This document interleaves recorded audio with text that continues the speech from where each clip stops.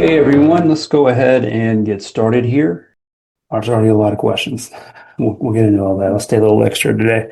We're going to really get into some stuff today. If you're new, welcome. I'm going to share my screen. I just haven't done that yet, but if you're new, welcome. If this is your first one of these webinars and you're new to technical analysis, it might be a little odd. And I encourage you to go to our site under resources, and you'll be able to kind of get a background of what I'm talking about. The reason I use technical analysis to manage risk, I mean, I was trained in this, but put it simply, I find macroeconomics to be very, very fascinating, but two of the most brilliant macro minds out there are looking at the same data and coming up with different conclusions. A lot of macro data is backward looking. A lot of people who I think are right, they've been wrong for years. And so macro is just such a fascinating and complex way of analyzing markets.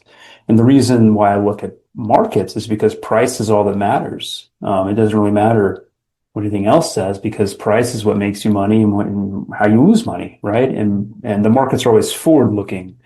So that's why I put so much credence into this kind of analysis. It's just basically to provide you with context, because the news cycles don't really do that. It's just kind of like dogs chasing cars. It's kind of how it is. And anyway, that's my small little rant right there. But we're going to start off and with the big picture, get to the medium and small picture. And then we're going to go into something new. I'm going to start introducing some cycles. I do a lot of cycle work. I don't talk a lot about it, but I'm going to talk about it today and give you guys an idea, just a context on what it is that I'm looking for specifically to help back up the scenarios that I think could be playing out. So what you're looking at here, this is a monthly chart of the S&P 500, right?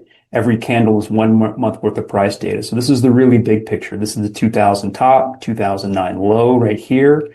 And we've been in this 5-wave, this kind of back and forth, back and forth, back and forth explosion higher right there on max volume. There's your max volume going into your third wave. So a pretty standard 5-wave pattern. It's extending a little further than I thought it would, but there's no question this is a 5-wave pattern. Everything lines up. Picture perfect. This final move that we're in, this overlapping move, this is the 2022 low. So I'm talking about the pattern of the current cyclical bull market within the secular bull market. So the secular bull market started in 2009. We've had numerous cyclical bear markets since then, 2011, the COVID crash, 2022, all of them technical bear markets that recovered very quickly within an ongoing secular uptrend. So the final pattern, the final cyclical bull market, if you will, within the secular bull is shaping up like an ending diagonal pattern, which is a very common pattern in fifth waves, the final move. It's a very overlapping pattern. It tends to follow stretched 5-wave patterns. And so this is a stretched 5-wave pattern. Basically from the 2011 low to the 2022 top, that's your third wave. That's a very stretched one. So it lines up. The thing about ending diagonals, they're very complicated patterns. They're very difficult to track. They can extend in rare and strange ways. But two things we're certain about ending diagonals. They're the final move of a large 5-wave pattern. And when they do end, we tend to see a very aggressive retreat back to the start of that ending diagonal. That would be your 2022 low right here. I'm not saying it happened in a day or two, nothing crazy like that. This is whatever, like 2, 3, 4 year bull market. So 1 year getting back there, something like that. That lines up with what I typically see with ending diagonals. The problem is that this ending diagonal is very large. I've never actually addressed one on this scale before. So anyway, this is the big picture. I do think that we're in the final swing of a large secular bull market. And when it ends, we'll enter into a secular bear market.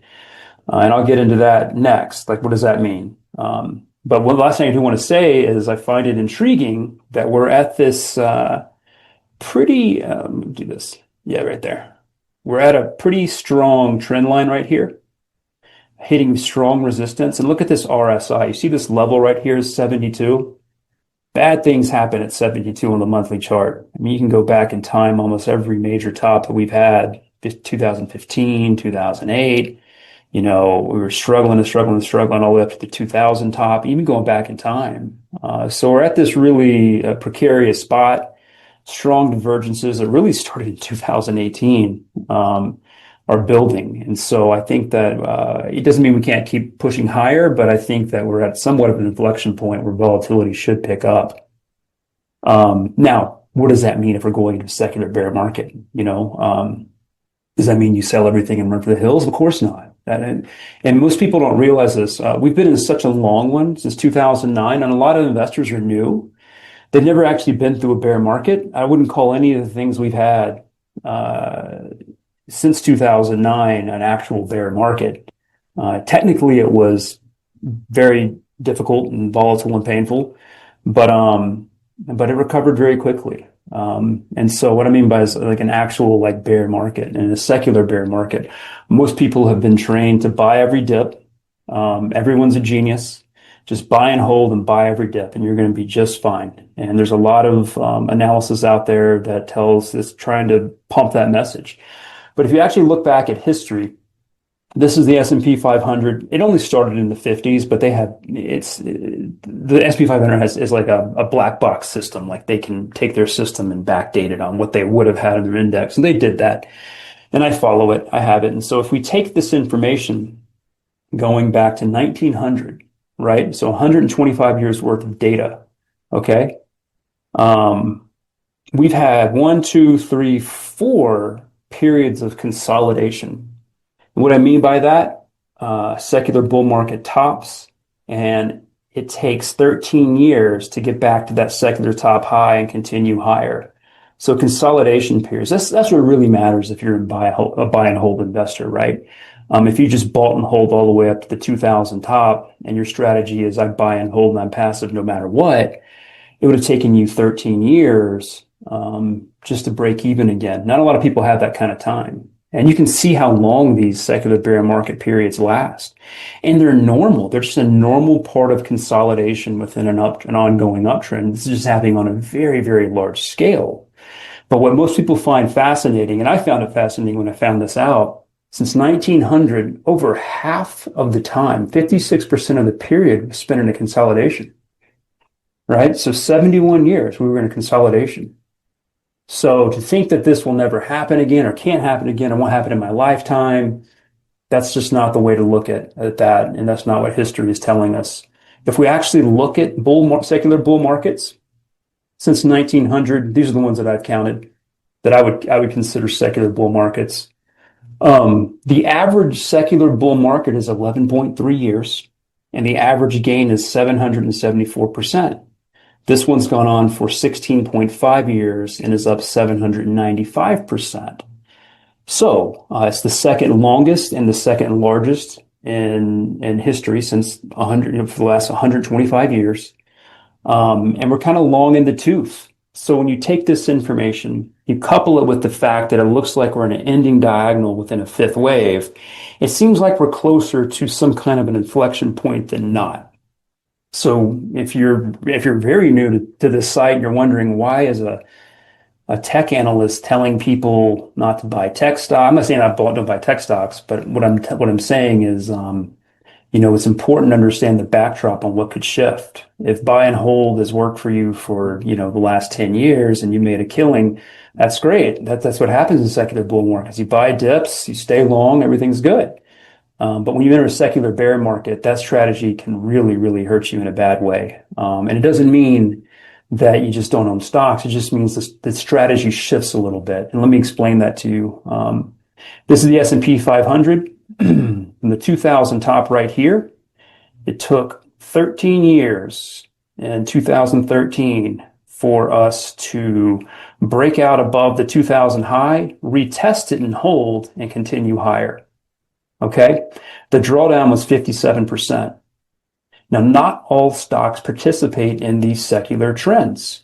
And this is important to tech because tech stocks are the ones that we're really focused on, obviously, but they're the ones that really don't obey them. This is Apple. Okay, 2000, it went down 83% in a very short amount of time.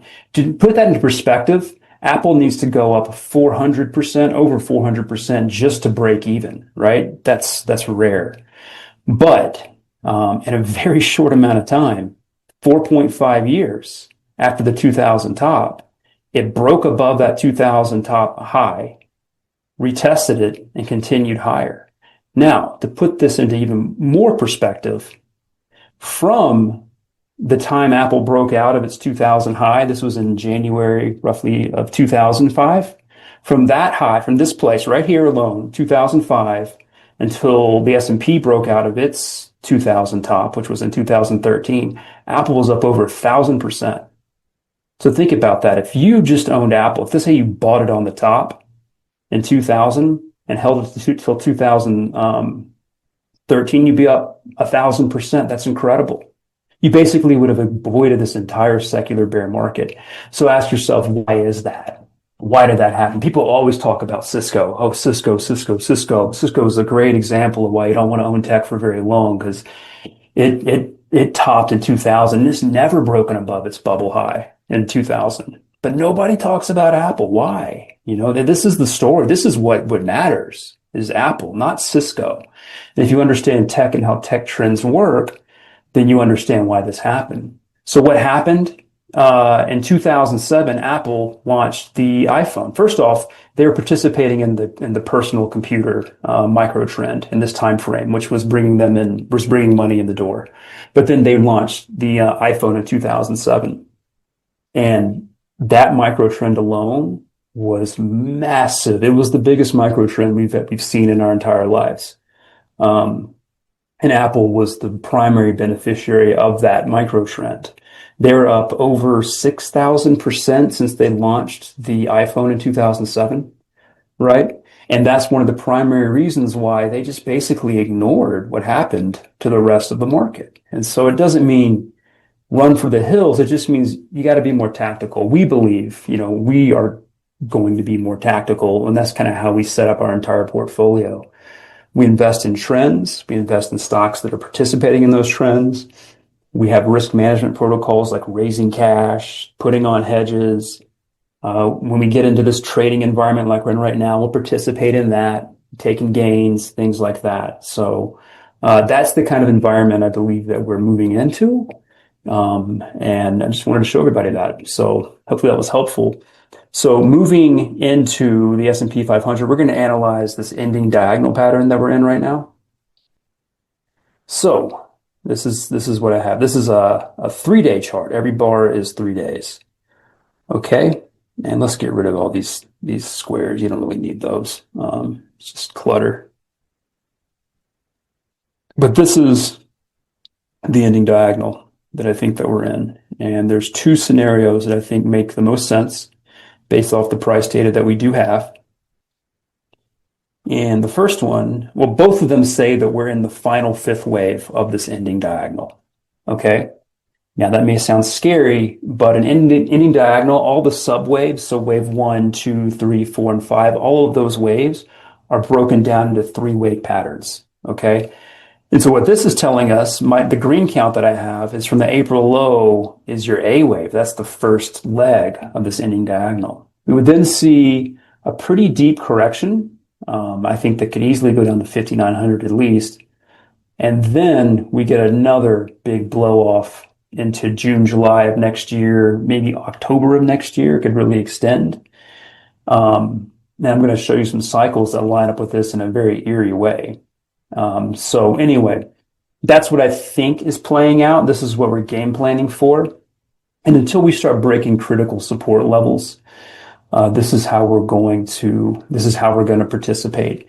What we did with Ethereum today is a good example of how we're going to participate in this, which is that we raise cash, not at the top, but pretty close to the top.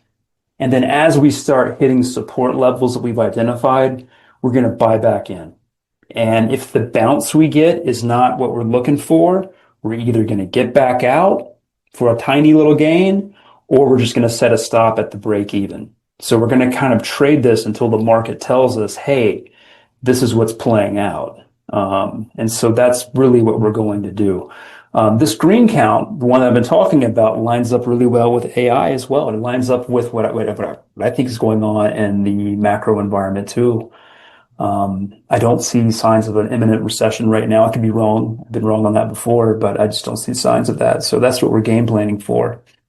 The alternative count is the red count, unfortunately, which is saying that this is the final fifth wave. It may extend into the end of the year, but once it ends, it's going to get pretty dicey.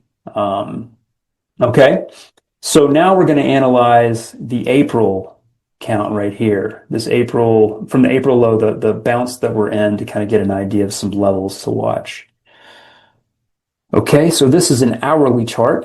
Every bar is 1 hour. This is the April low.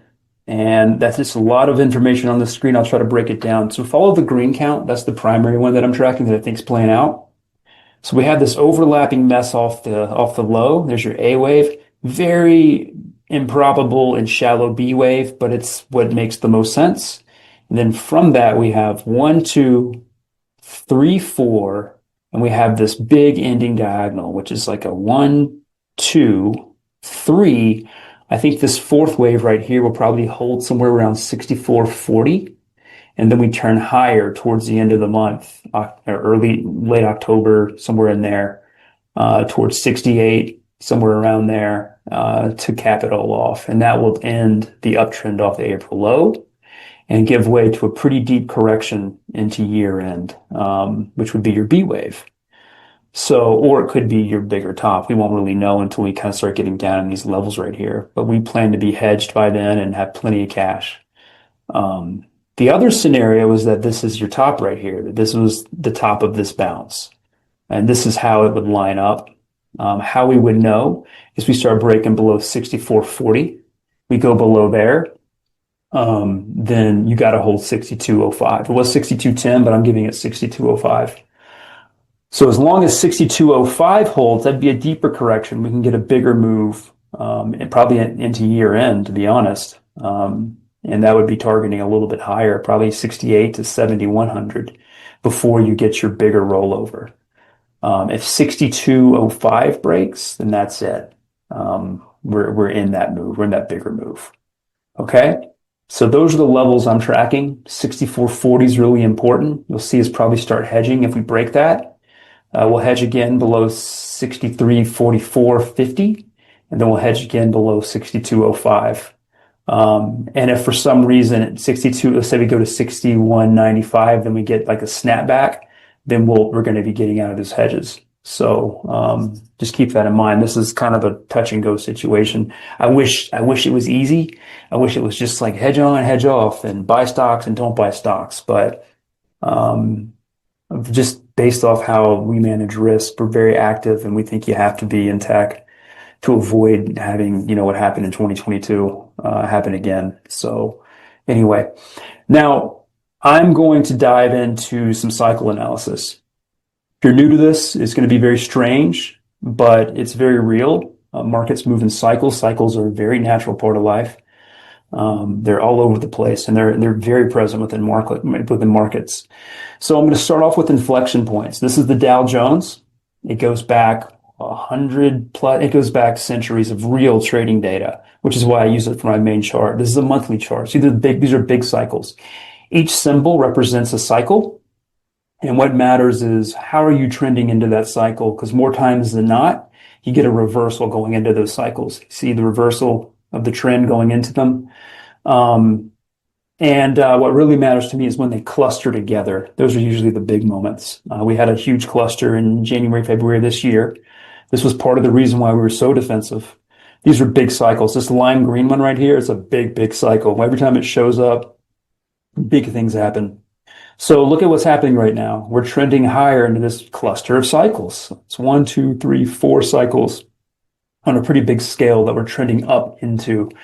This is October, early November, just right in that October kind of sweet spot.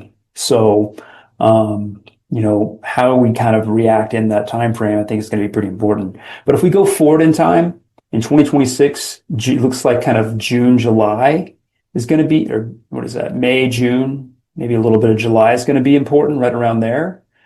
And then October, November of next year is going to be huge. So just keep those in mind. Those are inflection points that I think are going to really matter. Now, moving on into these cycles. So Gann discovered the market's move in cycles. I'm sure you've probably heard of the 90-year cycle that became very popular in 2020. Reason is from the 1929 top, if you count 90 years forward, within about a 5 to 6 month window, you get the 2020 top. And if you count from the 1929 top backwards, you get another major inflection point.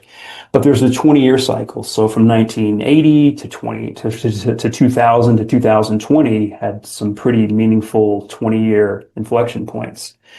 And so there's all kinds of cycles, and they're very accurate, and they play against each other. It's a very weird world that can be very helpful. But Gann discovered that the 60-year cycle was what he called the great cycle. That was the most important cycle there is. In harmonics of that cycle, he looked into like the 30-year cycle. Harmonics of that is the 15-year cycle. We've heard of the 7-year cycle. Well, it's really the 7.5-year cycle, which is a harmonic of 15, which goes back to the 60-year cycle. Anyway, I don't want to get too deep in the weeds, but the 60-year cycle is very important, and you're about to see why. So this is the 60-year cycle in orange. This is 1962. I offset it by a little bit to line up just a little slightly with the S&P 500. And what matters is really the direction and also the major inflection points. So you can see that it lined up perfectly. We had a double bottom right here in 1922. It lined up with the 1962 cycle, and then the trend was up. And cycles can do things, they can be strange. They can invert, like right here. You see how the 1963 cycle was going higher as the S&P was going lower, but they bottomed and topped at the exact same interval. So that's an inversion, right? So cycles can invert it right here as well. But the general direction is what really, really matters. And what this is saying is late October and then going into the turn of the year is going to be very important, and then things are going to get difficult, as you can see. So the 60-year cycle, always something to keep an eye on, is kind of in line with what we're saying right here, right? Moving on to the 45-year cycle, this is a harmonic of the 90-year cycle. It's half of the 90-year cycle. And look at what's going on here. This is going back to 1980, lining up very, very eerily perfect. In 1980, you had a top, then you had that deep, deep correction that we just saw that lines up with what happened this year. And we've basically just been in this aggressive uptrend up until right now. Okay. And so what the 1980 cycle is saying we should do, the 45-year cycle, is see a drop, probably down to about 6,400, and then 2 more swings higher into the turn of the year, basically, like late November, turn of the year, and then things get pretty dicey. Okay. Now there's one more variation of this bullish cycle, and this is the one that I'm leaning into with my green count. Basically what I just showed you, these can line up with the green count. We could see an A wave into next year, and then we could see a B wave take off with the 60-year cycle. But the one that really lines up with that green count, where we see kind of an aggressive correction that holds, and then we had another swing into 2026, is the 26-year cycle, which is a harmonic of 52, the 52-year cycle. 52 is a very important number in cycle analysis. And 26 years from where we're at right now takes you to 1998. And look at how perfectly this lines up. 1998 top, and then we had this, even the bounces lined up perfectly with what we just went through. And then we have this inversion right here, and then we just take off in an aggressive move higher. What this is saying is that whatever correction we're in now is going to be a very small dip that ends very soon, and we're going to continue higher into really February of next year, and then you get your deep correction, right? And then look at where these tops line up. October of 2026. This one lines up in July of 2026. So it lines up really well with those inflection points that I just showed you going into next year. So just keep this in mind. This also has an eerie, resemblance to AI. We don't see AI ending right now. I mean, that the spending that they're doing, especially on energy, is just, just eye-popping numbers, and the amount of energy that they're willing to spend in order to get just to get energy. So we just don't see an imminent drop, an imminent top in this market. And so these are cycles that I think make a lot of sense that I'm looking at. So we're going to start off with the 45-year cycle. What is it going to take to tell us this is not happening? Okay. And that's what this green line is. If you go back to 1980, this period right here, it held the 55-day exponential moving average. And it held it all the way up until it finally broke, and that was your signal. So what this is saying is that this is the 55-day moving average in green. What it's saying is that this correction will probably end next week around 6,439 or 6,390 to 6,400, and then we're going to make a new high. That will be your indication that either this count, the 1980 cycle, or the uber bullish one, the 26-year cycle, is in play. So next week should be pretty important for identifying that. And then we can kind of take it one cycle at a time. It'll be between the 45-year cycle and the 26-year cycle at that point. But what happens if the 55-day exponential moving average breaks? Well, the cycle that lines up with that is the 7-year cycle. That goes back to 2018. We have a bottom right around April and a top right here around early October. And then it starts getting really nasty. So if for some reason we break that 55 exponential moving average next week or the week after, and we start heading towards that 6,200 level, I think the odds are pretty high that something like this is in play, the 7-year cycle. That means that all these bullish ones that I just showed you are not playing out. Okay? So I know that was probably a lot, but that's what I'm looking at right now is, can we hold the 55 EMA next week? If so, then we should look for a pretty nice swing, I would say, into late November, potentially into the turn of the year. And then we got to really be cautious. Okay. So I know that was probably a lot. And anyway, one thing about the 7-year cycle that I don't think you should sleep on is what was driving 2017 to 2018 was the dollar was collapsing. So the dollar is really important for global liquidity. And let me show you this. This is what I track to measure liquidity. So by liquidity, what I mean, I'm not talking about market liquidity. I'm talking about economic liquidity. I'm talking about how easy is it to secure a loan. That's really what it boils down to, is in simple, plain English. How easy is it to get credit to take out a loan as a consumer, but mostly as a business, predominantly. The vast majority of all financial transactions in the global markets are debt refinancing, and almost all of those, not all of them, but the very vast majority of them require collateral, and collateral is typically acquired by treasuries. And so that's why you look at things like bond market volatility. If bond market volatility is low, then acquiring collateral for a loan is cheap and it's easy, right? If all of a sudden volatility goes up, then it's going to require more of your capital to gain collateral. That's less money you have to buy things like Bitcoin and stocks. Okay. It just kind of works that way if you think of it that way.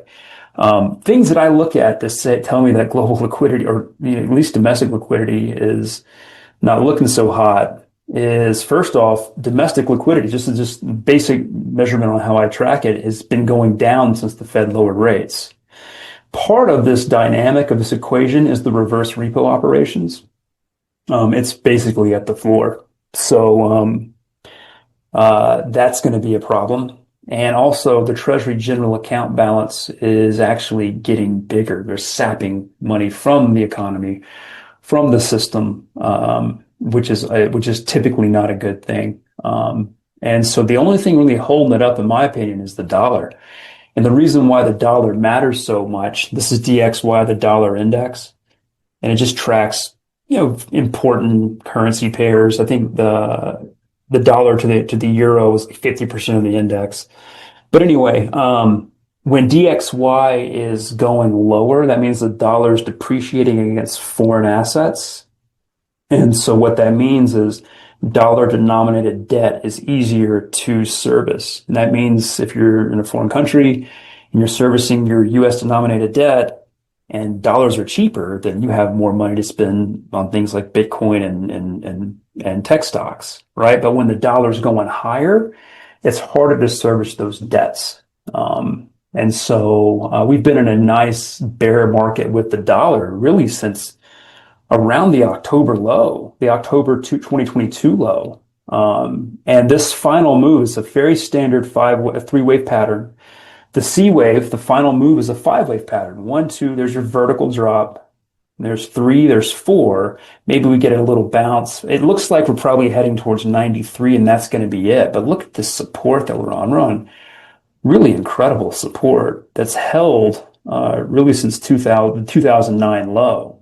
So we're on support. We're getting major divergences in momentum and volume indicators on products that track the dollar. And we have a full five-wave pattern in play. And we're getting a double bottom. So, I mean, this could be enough. This satisfies the five-wave pattern right here. That could be it right there. It really doesn't matter if we make one more low or not. This is coming to an end. And when it does end, I think that at best, you're going to see a bounce back up to 110, 112. That's going to take many, many months. So a new uptrend in the dollar, which is going to really be harmful to liquidity and harmful to stocks and Bitcoin as well when this does happen. One of the reasons why we're pretty cautious around crypto right now. I know no one's talking about this. Everyone's talking about the dollar is going to continue going lower and lower and lower. And over time, I think that's very accurate. I don't think even if we get this big monster move higher, this is going to be end of a very large secular uptrend. And it's going to start a very large secular downtrend. Or we've already started that large secular downtrend. But as you know, trends don't just go straight down. There's huge bounces along the ways. And this bounce will be large enough and long enough that it will cause problems within the global markets. And this is one reason why I think that 7-year cycle matters, because that's what was going on in 2017. The dollar was just cratering, and all of a sudden it just went higher. And stocks and risk assets did not like that. So anyway, this is one of the markets I'm watching pretty closely. Okay.